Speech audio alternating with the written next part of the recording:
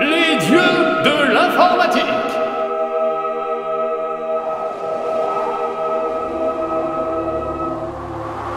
Bonjour à vous, jeunes amateurs de divertissements électroniques. Le dieu de l'informatique dont j'aimerais vous parler aujourd'hui s'appelle William Higginbotham.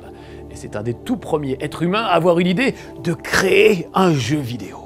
En 1958, il travaille au Brookhaven National Laboratory d'Upton, un endroit très sérieux où les scientifiques américains tentent de calculer la trajectoire des missiles que les vilains Russes communistes menacent de leur envoyer sur le bout du nez, histoire de réchauffer un peu la guerre froide.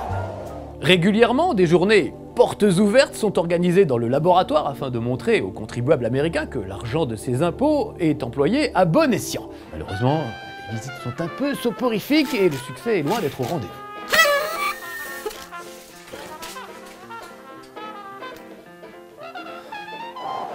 William Higginbotham a alors l'idée de créer un petit jeu pour distraire les visiteurs. En couplant l'écran de son oscilloscope avec son ordinateur et en utilisant des systèmes de calcul balistique de missiles, il crée le tout premier jeu de tennis de l'histoire du jeu vidéo. Et pris d'un éclair fulgurant de créativité, il le baptise Tennis for Two. Le cours de tennis apparaît en vue de profil sur l'écran de l'oscilloscope et chaque joueur dispose d'une molette qui ressemble un peu à un thermostat de four et qui permet de faire varier l'inclinaison du tir.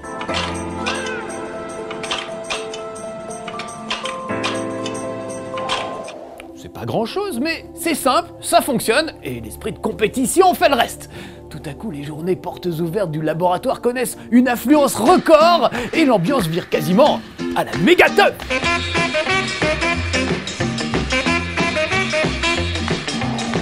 Et c'est pour ça que William Higginbotham nous a rejoints ici, au panthéon des dieux de l'informatique, en 1994.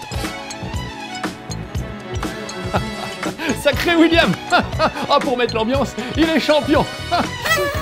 Ah, quel bout en train.